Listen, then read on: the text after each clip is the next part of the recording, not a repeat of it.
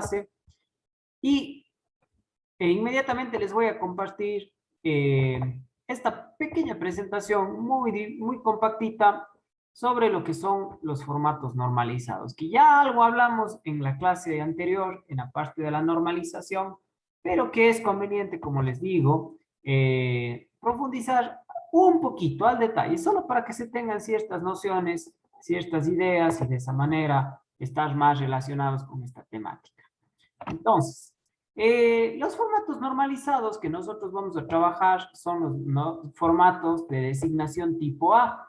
Estos formatos obedecen a una norma UNE, que a su vez es paralela a una de las normas ISO. Como yo en algún momento les dije, no quiero mucho entrar en las normas como tal, en los nombres propios de las normas, esas designaciones y códigos que queden para temas más ligados a las partes legales de todo lo que es normativa, sino más bien es conocer un poco cómo están distribuidos y qué uso se les da.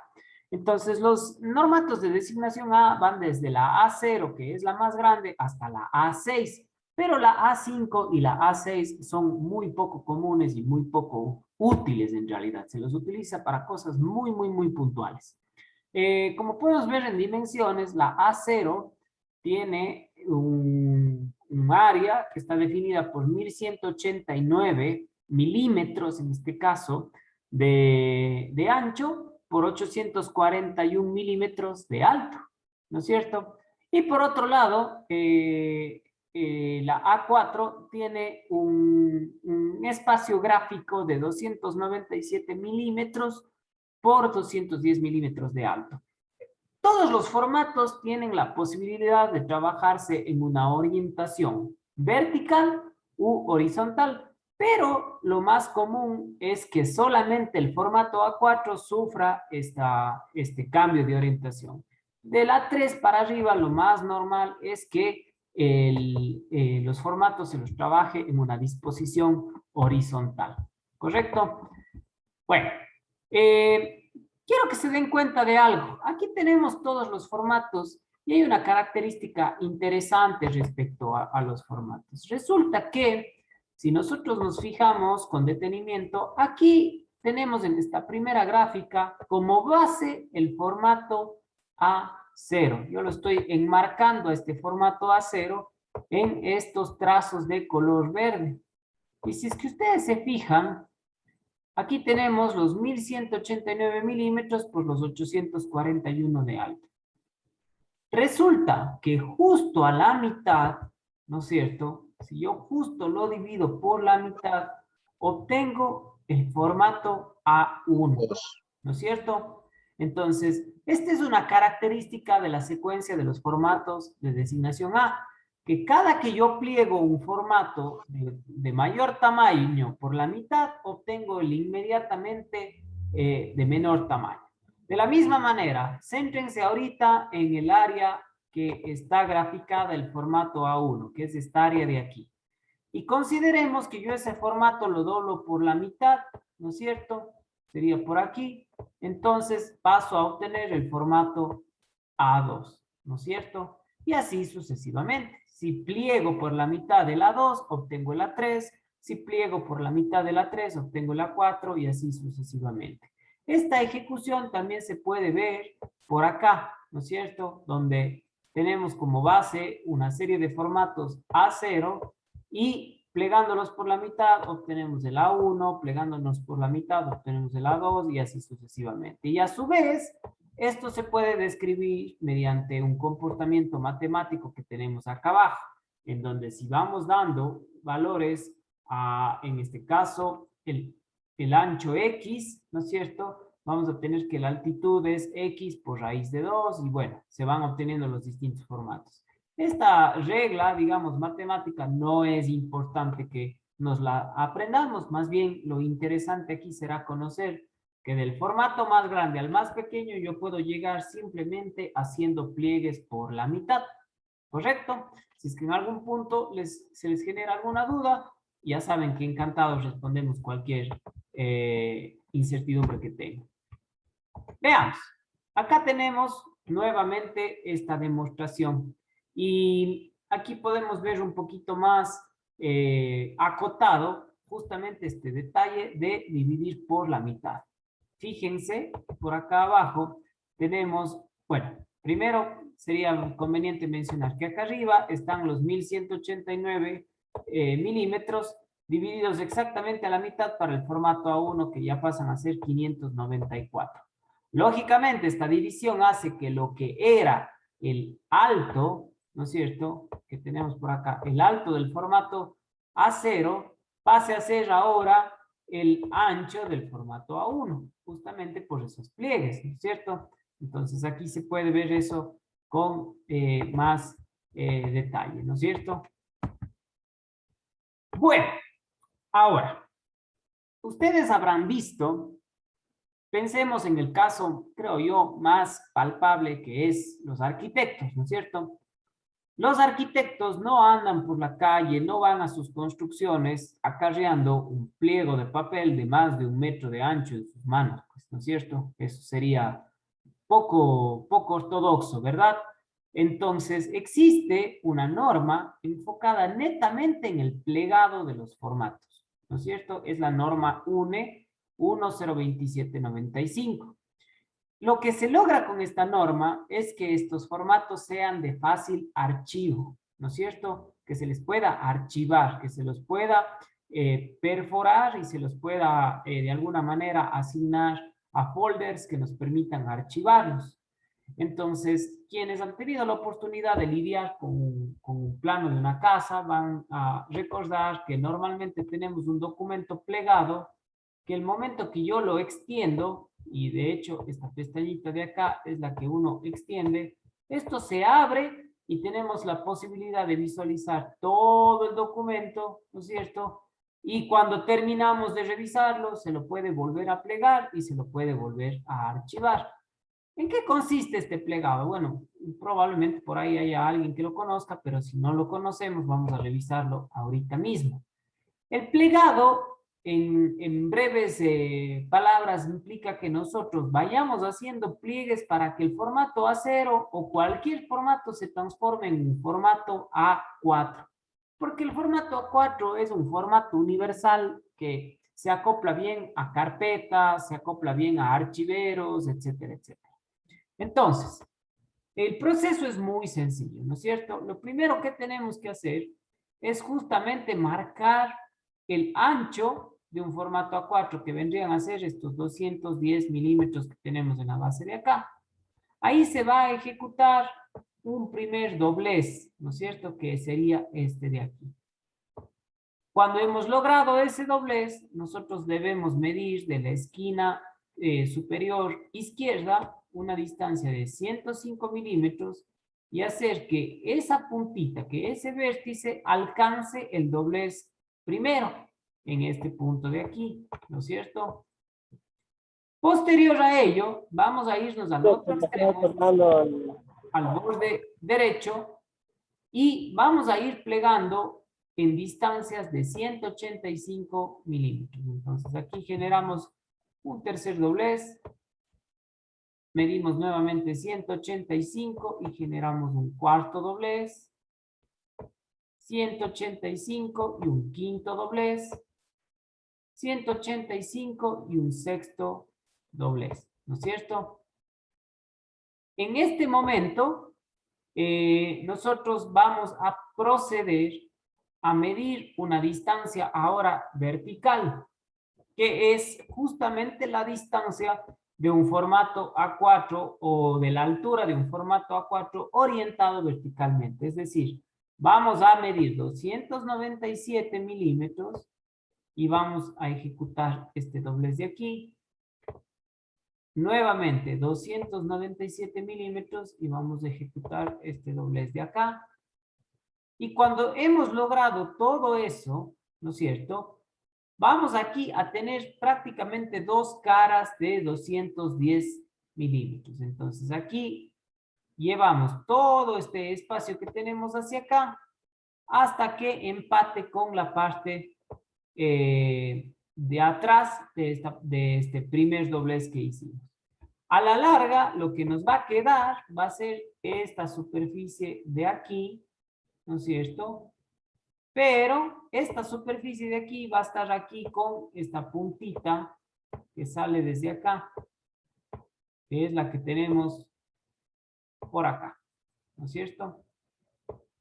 Fíjense que esta posibilidad nos permite perforar por el costado, ¿no es cierto? Perforar por el costado y poder archivar estos documentos.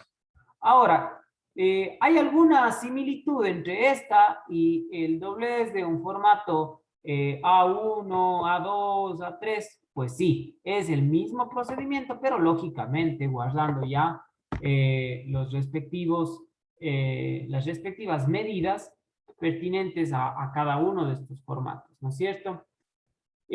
Vamos a ver entonces por qué el asunto de dejarlo como un formato A4 justamente es por el tema de la archivación. Y hay un patrón igual que guardan los formatos y es el tema de los bordes. Todos los formatos A4, desde el A0 hasta el A4 va a tener unos bordes, unos marcos que serán 10 milímetros en sus bordes superior, inferior y derechos, y a la izquierda va a quedar un espacio de 20 milímetros, ¿no es cierto? Este espacio de acá. ¿Por qué más ancho el borde izquierdo? Justamente con fines de poder perforar el documento, ¿no es cierto? Y poderlo archivar. ¿Qué pasa si es que yo estoy trabajando de forma, en el caso del formato A4 sobre todo? ¿Qué pasa si estoy trabajando en una orientación horizontal? No pasa nada, se archiva verticalmente, pero el documento tendrá su información en orientación horizontal. Así que no hay problema con eso. Y también alcanzamos a ver aquí que hay un espacio destinado según el formato para nuestros cajetines. Los cajetines son los lugares en donde está la información del documento. El formato A4 es el único que normalmente utiliza una buena porción de la parte inferior del documento para estos cajetines, ¿no es cierto? ¿Qué va en el cajetín? Bueno, el cajetín también está ligado a una norma que es la UNE 103595. Básicamente el cajetín tiene que tener toda la información inherente al documento en el que estamos trabajando. Este cajetín que vemos en pantalla es en realidad un cajetín muy completo, muy completo. Vamos evaluando qué tenemos por aquí.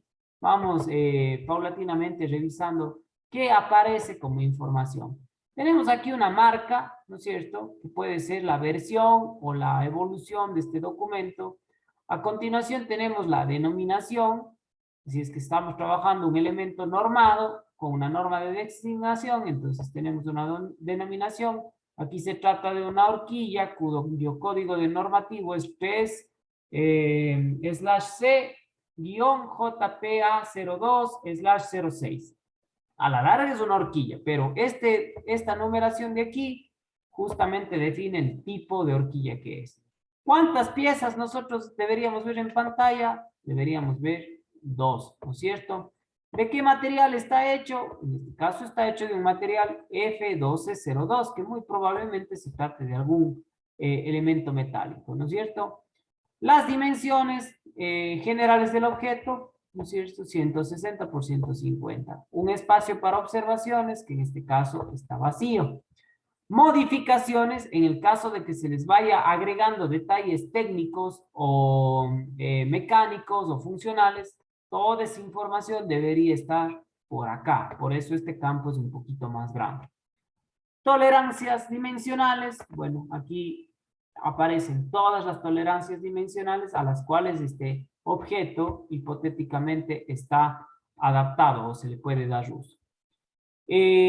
Aquí tenemos un espacio para indicar quién lo ha dibujado, en qué fecha y las siglas del autor y quién lo ha comprobado, ¿no es cierto? Y si es que existe una copia, quién lo ha revisado, ¿no es cierto? Por eso digo, este es un cajetín muy completo. Nosotros en algún momento vamos a tratar de crear nuestros formatos normalizados como quien practicamos el AutoCAD y vamos a elaborar justamente esto, pero yo entiendo y desde ya les anticipo que no vamos a tener que conservar toda esta información porque los objetos que nosotros vamos a diseñar, que nosotros vamos a usar para nuestro aprendizaje, están lejos de tener tantas características técnicas. Aquí tendría que ir la firma de quien elabora un diseño, la institución a la cual pertenece, ¿no es cierto? Acá detalles que para mí más bien son muy importantes. Aquí tenemos escala y aunque no está escrito como tal, también está detallado el sistema de representación, que es este icono que tenemos aquí más abajo. Y ya oportunamente lo revisaremos a profundidad. Finalmente, un título que viene a ser igual que la denominación para este caso puntual, ¿no es cierto? La carrera en la cual se está desarrollando esto, ¿no es cierto? Si es que este elemento se va a sustituir por alguno otro, pues se lo coloca así, aquí. O si es que fue sustituido por alguno otro, se lo coloca acá. Y finalmente, el número de hoja de una serie de 5 documentos que van a describir a esta horquilla, en este caso puntual. Entonces, como vemos, un cajetín prácticamente abarca una gran cantidad y calidad de información que es muy importante para quien necesite trabajar en diseño, ¿no es cierto? Y está debidamente normado para que todo el mundo pueda conocer de qué se trata todo. Continuemos. Acá tenemos ya un formato normalizado. Aquí ya podríamos hablar ya de un plano, ¿no es cierto? Este plano que tenemos en pantalla obedece a una junta cardánica y aquí prácticamente se ha utilizado para crear una perspectiva, una tabla de designación, una visualización detallada de un corte que también nos sirve para hacer una ampliación de un detalle, ¿no es cierto? Y, lógicamente, el cajetín.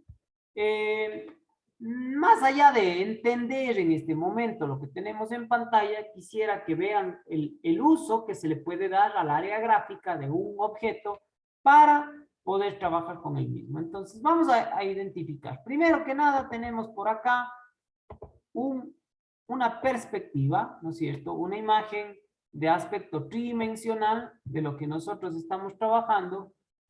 Tenemos lógicamente el elemento como tal, con sus respectivas notas, características del funcionamiento. Se ha hecho esta lámina o este plano con la firme necesidad de designar los distintos elementos. Por eso es que aparece esta tabla de designación. Este detalle que aparece aquí, y de hecho considero que es importante que cambiemos de color para entenderlo, ¿no es cierto? Se lo ha ampliado por acá, ¿no es cierto? Entonces, aquí está ampliado ese detalle para justamente poder designar particularmente esta pieza número 5, que es una arandela, ¿no es cierto? Y finalmente, pues, como ya vimos antes, el cajetín. Este se alcanza a ver a leguas que es levemente reducido en comparación al cajetín que vimos en un inicio.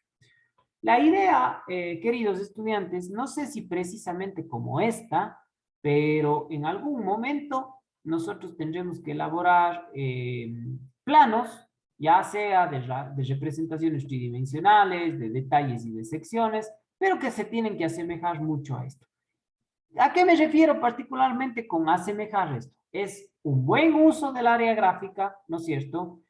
Una buena distribución de los elementos, que a pesar de estar muchos elementos en el área gráfica, están muy bien ordenados, no existe confusión de unos con otros, y eso permite a cualquier persona del área técnica, tecnológica, de ingeniería o lo que sea, entender lo que nosotros estamos tratando de expresar gráficamente mediante el diseño, ¿no es cierto? Entonces, esto es a lo que tenemos que llegar. Esto ya es un plano terminado de este objeto, ¿no es cierto? Quizás no elementos tan complejos como este, pero esto es más o menos a lo que tenemos que propender. Y estoy muy seguro que no vamos a tener problema en hacerlo. Finalmente, conocer que no solamente existe en la familia de formatos A, sino también existe en la familia de formatos de designación tipo B y tipo C. Algunos de ellos mucho más grandes incluso que de los formatos tipo A. Su uso estará supeditado a áreas o campos de trabajo puntuales. Puede ser, por ejemplo, en el área de las representaciones topográficas, a lo mejor formatos de designación tipo B, para lo que son representaciones, pensemos a lo mejor de elementos electrónicos, a lo mejor ese formato C10, ¿no es cierto?, que tenemos ahí, un formato muy chiquitito, pero en fin, serán de uso muy puntual. ¿Cuál es mi noción o qué debo yo considerar para utilizar un formato? Justamente que yo pueda expresar mi diseño de la manera más acertada, más organizada, sin tener un exceso de área gráfica libre y sin tampoco tener un amontonamiento de la información gráfica que yo estoy exponiendo. Entonces, para hacer el escogitamiento de un formato, básicamente yo voy a tener que hacer un preanálisis de la figura que estoy próximo a diseñar, ¿no es cierto? Entonces, pensemos un poquito. Si yo quisiera hacer la representación, una representación del Parque de la Madre, por ejemplo, ¿qué tipo de formato utilizarían? El A0. Muy bien, podríamos utilizar un formato A0, ¿no es cierto? Lógicamente usaremos una pequeña, bueno, no una pequeña, sino a lo mejor una escala de reducción considerable, pero no voy a tener que reducir tanto el tamaño real de los elementos si es que tuviera que trabajar en el formato A4, ¿no es cierto? Por otro lado, ¿qué tal si yo quisiera representar, pensemos, el, a ver, quiero representar la compuesta lógica que utiliza mi celular para todo lo que es la captación de señales de telefonía, ¿no es cierto? ¿Qué formato a lo mejor fuera muy idóneo? De ampliación. Ya, muy bien, tuviéramos que hacer una ampliación, pero ¿qué formato utilizarían ustedes?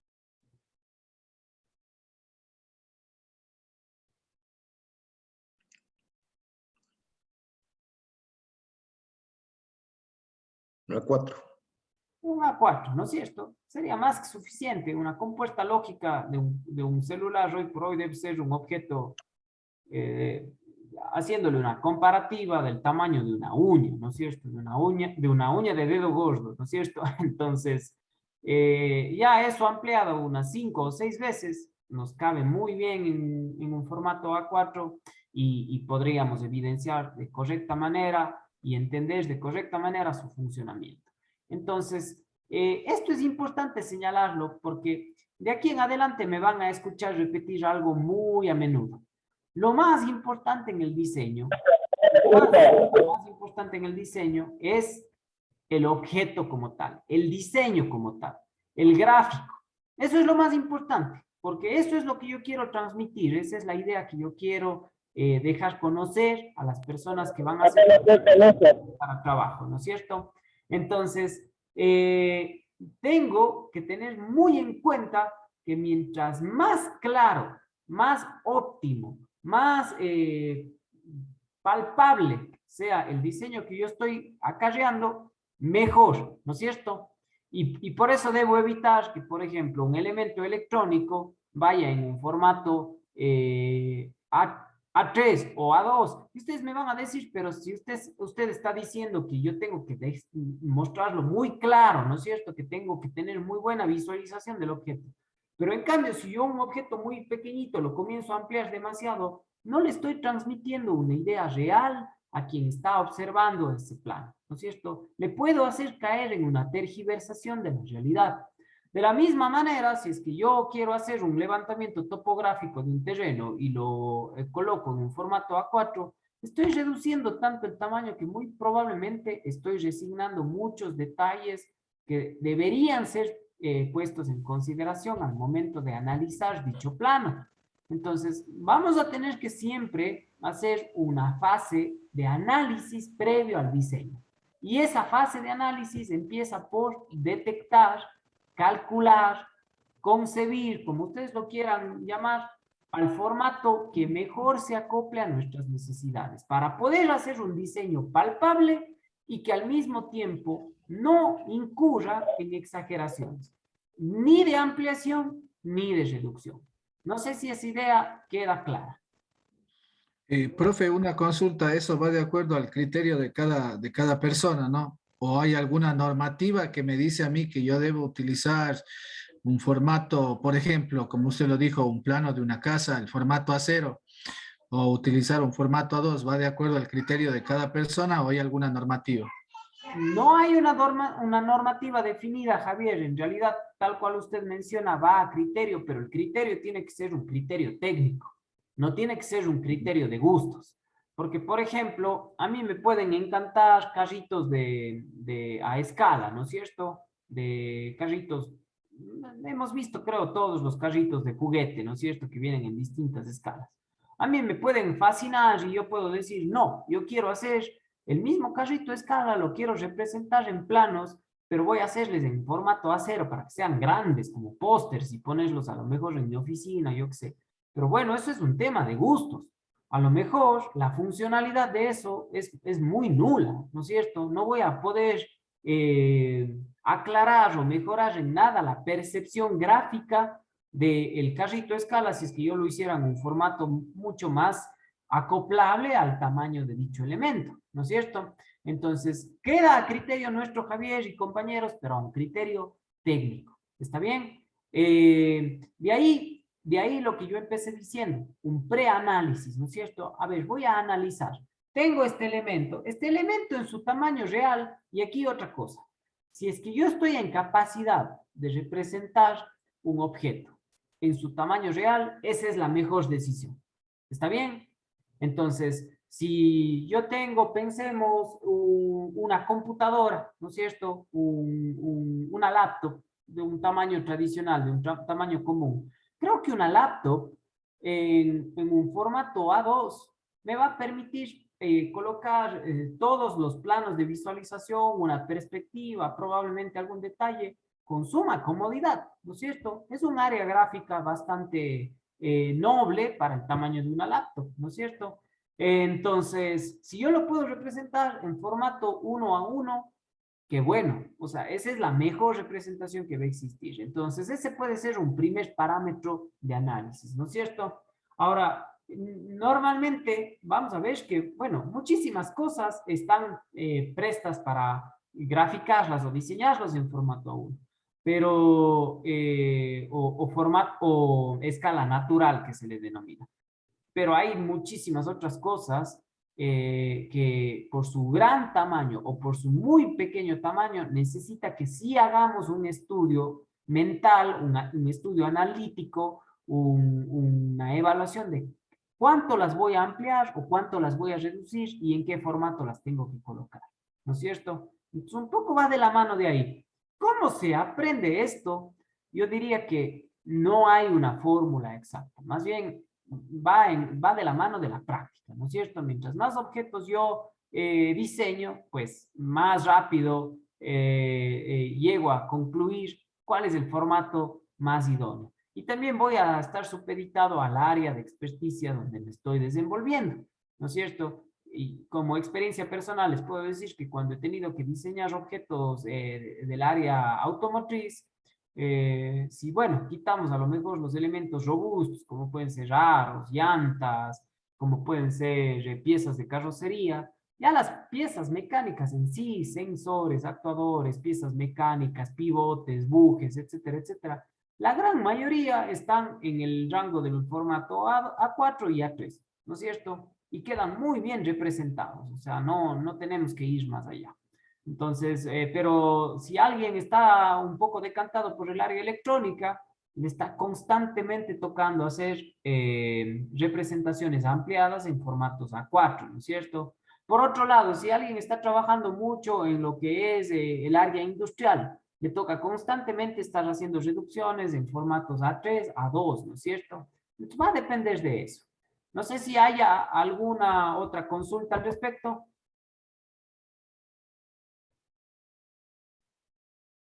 Es un tema, creo, fácil de comprender y a medida que se va trabajando, se lo va digiriendo, por poner un apelativo de mucha mejor forma. Bueno, ya dado el momento, vamos a ver que AutoCAD tiene una gran facilidad y es que en AutoCAD muchos de estos formatos están ya desarrollados, pero también hay la posibilidad, y es muy común, que nosotros elaboremos nuestros propios formatos. ¿Por qué elaborar nuestros propios formatos? Porque justamente existen ocasiones donde ciertos diseños vamos a tenerlos que representar con un cierto tipo de información en nuestros cajetines y todo lo demás. No siempre vamos a trabajar para una misma institución, no siempre vamos a trabajar para una misma serie de objetos. Entonces, créanse que resulta, con las facilidades que nos da el AutoCAD, resulta muy sencillo más bien coger y elaborar un formato, lógicamente, apegado a las medidas de los formatos normalizados, pero como que orientado a presentaciones específicas, ¿no es cierto? Y de esa manera incluso puedo sacarle mucho más provecho al área gráfica de los formatos con los cuales yo decida trabajar. Así que esa será una de nuestras primeras actividades ya en el software. Por lo pronto, quedarnos con la información teórica y saber que eso se maneja o se trabaja de la manera que hemos explicado. A continuación les quiero presentar un ratito, muy probablemente alguno de ustedes ya lo habrá visto y quienes no, ahora mismo les indico, está ya en el Classroom hecho un poco de actualización y ya hemos colocado un poco de contenido también. Entonces les quiero explicar un poquito cómo está distribuido nuestro Classroom para la materia de diseño asistido. Primero que nada, he colocado un apartado donde todo el tiempo estaré actualizando el contenido teórico. Para empezar, tenemos este link de aquí que nos llevará a la página donde estábamos viendo la normalización del diseño, la clase del viernes anterior. Entonces aquí encontraremos nuevamente toda esa información inherente al proceso del diseño, las normativas en cuanto a trazos, las normativas en cuanto a rúbricas, las normativas en cuanto a tipos de línea, en cuanto a designaciones, acotaciones, etcétera, etcétera. Yo les podría decir que en este link tenemos prácticamente toda la información teórica de nuestra clase, muy resumida y muy fácil de entender. Adicional a eso, he subido esta presentación de formatos normalizados para que en el momento debido ustedes puedan revisar esta información y puedan familiarizarse nuevamente con el tema de medidas y aspectos técnicos de los formatos. Y aunque todavía no le vamos a dar mucho uso, he puesto un PDF que es un curso de iniciación a AutoCAD. Pero más que un curso, es un documento en donde están detallados los principales comandos, donde se habla un poco de la interfase del AutoCAD y de las bondades que tiene este software. ¿Está bien? Luego, vamos a tener este apartado de acá, que está en la parte de arriba, que se denomina videos tutoriales. Estos videos no necesariamente son videos de la clase, sino son videos tutoriales que yo iré oportunamente colocando desde internet, donde yo crea que las explicaciones que voy dando de alguna manera se ven complementadas o explicadas en otro lenguaje, ¿no es cierto? No necesariamente en otro idioma, sino en otro lenguaje. Ustedes saben que a veces una explicación dada desde una tónica puede resultar muy comprensible para unos, pero a lo mejor no tan comprensible para otros. Entonces, si uno escucha la misma información con otro verbo, digamos así, a veces resulta más fácil de comprender. Yo ya les hice una indicación de cómo se debe descargar el software de AutoCAD. Ahora les he puesto un video tutorial elaborado por una tercera persona, ¿no es cierto? Para que un poco contrastemos la información, pues, y de esa manera vayamos viendo qué se puede hacer. Y finalmente, acá tenemos otro apartado donde aquí sí dice videos de clases. Y como ustedes pueden ver, ya está la clase número 1, que es la normalización del diseño asistido con su respectivo link de apertura para el video. Entonces, esta es la que más frecuentemente se está actualizando. Yo tiendo a colocar el número de la clase, ¿no es cierto? El tema principal de dicha clase y el link, para que ustedes tengan un acceso rápido y la búsqueda de estos tópicos sea mucho más ágil, ¿no es cierto? Entonces, tengan eso en cuenta para que ustedes puedan ir ingresando y puedan ir revisando la información que vamos teniendo. No sé si alguien tiene dudas o no conoce cómo ingresar a este portal web. No sé si tuvieron la respectiva inducción respecto a cómo ingresar a este portal web donde tenemos nuestra información. ¿Para todos está claro? Listo. Entonces, Buenas noches, profe. sí, Una Lidia, pregunta. claro. Creo que al inicio de la clase, cuando empezamos, no sé si escuché bien que era necesario bajar la aplicación AutoCAD. No sé, yo quería saber si es que, o sea, era necesario